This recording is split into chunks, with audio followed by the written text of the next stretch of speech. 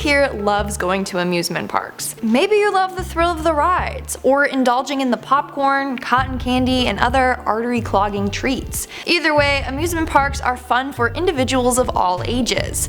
There are more than 400 amusement parks all around the world, with a large portion of them being located in America. However, some of these once popular attractions are now left to rot. Their only visitors are urban explorers and wild animals. So let's take a look at some of these attractions. Hey everyone, what's up and welcome back to Most Amazing Top 10. I'm your host, Lindsay Ivan, and today I'm bringing you the top 10 abandoned amusement parks in America. Starting off this countdown, we have Six Flags in New Orleans. Six Flags is a huge American park corporation with parks all throughout the US, but sadly the one in New Orleans has been abandoned. The park opened in 2000 but only lasted a couple of years. In 2005, Hurricane Katrina hit the park and the property flooded. The whole park was submerged in 7 feet of water for about a month. The exposure to this water damaged a lot of rides, making them unsafe. There wasn't enough funding for all the repairs that they had to do, so the park was closed. Now it's only used as a film set. In fact, the film Deepwater Horizon and Jurassic World have both filmed scenes there. Moving on at number 9, we have the Land of Oz. Located in North Carolina, the Land of Oz was a park centered around the Wizard of Oz. It first opened in 1970 and featured a beautiful yellow brick road and had an emerald city, and even had one of the dresses Judy Garland wore in the film. However, the buzz surrounding this place quickly died down. Then in 1975, there was a fire at the park that destroyed the Emerald City, and then Judy Garland's dress was stolen. By 1980, the entire park was abandoned. Now you can only visit the park once a year as part of a Halloween attraction. In our 8th spot, we have Jungle Habitat. Located in West Milford, New Jersey, the Jungle Habitat amusement park allowed guests to get up close and personal with the animals. You could do this by walking or driving through a specific area. The drive-through area was supposed to feel like you were on a safari adventure. This amusement park had 70 different species of animals from all around the world. However, there were constant rumors of animals escaping from the park or illegal poachings happening. This, of course, damaged its reputation, but that's not what caused the park to close. It said that Warner Bros. Wanted to make the park bigger, but the residents of the area were not too fond of this idea. In 1976, the park shut down and all the animals were rehomed. However, after the park was closed, frozen remains of several animals were found on the premises, making them wonder what went on there behind the scenes. Coming in at number 7, we have River Country. I've talked about this park before in another video, but I feel like it needs to be mentioned again. River Country Park opened in 1976 and was the first water park at Walt Disney World. The park was designed to look like a swimming hole. It had fake mountains with water slides, and it was a good idea, except a lot of bad things ended up occurring at the park. In 1980, a boy was killed at the park after getting a bacterial infection from one of the pool's water. The bacteria ended up attacking his brain and nervous system, which then killed him. Then, just 2 years later, another guest passed away at the park. Sadly, this guest drowned after coming off one of the water slides. Then in 1989, another drowning occurred. The park closed its doors in November of 2001, but most of it is still there, and it makes for a good place for urban explorers to check out, especially since it's now considered haunted by the souls of the people who died there. Moving on at number 6, we have Bedrock City. Who here grew up watching the Flintstones? Man, that is such a classic cartoon. Back in the 70s, a Flintstones-themed amusement park was opened in Williams, Arizona. It had rides such as a giant brontosaurus-shaped slide, character statues, and a Flintstones-themed diner. It also had a campground if you wanted to stay overnight. But recently, the park changed owners, and well, the new owner had new plans for the park. The park was recently closed just last year, and now this owner plans to make it into a new attraction called Raptor Ranch. Can't lie, it sounds pretty cool. But for now, the park is abandoned and all that's left is a cutout of Wilma standing near the entrance. We are now at our 5th and halfway mark with Hobbiton. Hobbiton was an amusement park centering around J.R.R. Tolkien's The Lord of the Rings. Now, you think that this park would be a huge success since the books were, but nope.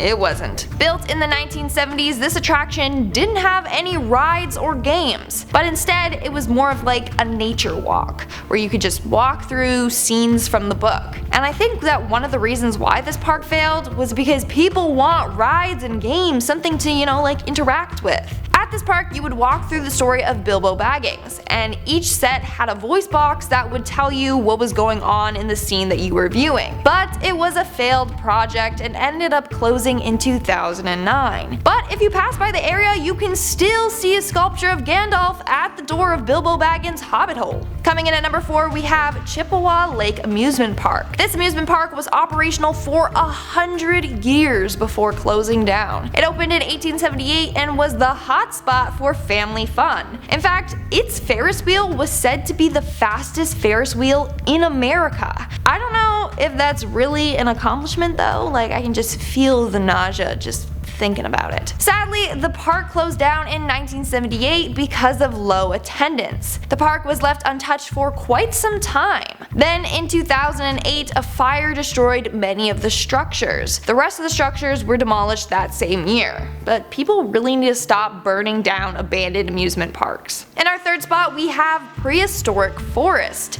This amusement park had everything you could ever ask for. They had a water slide, a waterfall, a smoking volcano, and dinosaurs. Lots and lots of dinosaurs. Built in 1963, this park was meant to mix fun with education. The park was divided into 3 areas. First, you had a safari train ride that would take you through the woods filled with 70 statues of dinosaurs and other prehistoric creatures. Then you had a walking tour led by a guide, and you would learn more about the creatures. Lastly, there was another train which took you through the land of the leprechaun. I know, kinda seems weird, like what do dinosaurs and leprechauns have in common? But this taught you legends from early Irish settlers of the area. The park even had a fossil digging pit, which is really cool. I would have loved that. And entry back in 1981 was only $2.75 for an adult and $1.75 for a kid. Man, I wish that's how cheap Disney's tickets were, because if that was the case, I'd be going like every month. Unfortunately, this park closed in 1999. In our 2nd spot, we have Lincoln Park, and I'm not talking about the band here, or an amusement park based on the band. Lincoln Park was an amusement park located between New Bedford and Fall River in Massachusetts. In 1894, the Union Street Railway Company created Lincoln Park to connect Fall River to New Bedford. Lincoln Park was at the end of the trolley line and was originally created as a picnic park.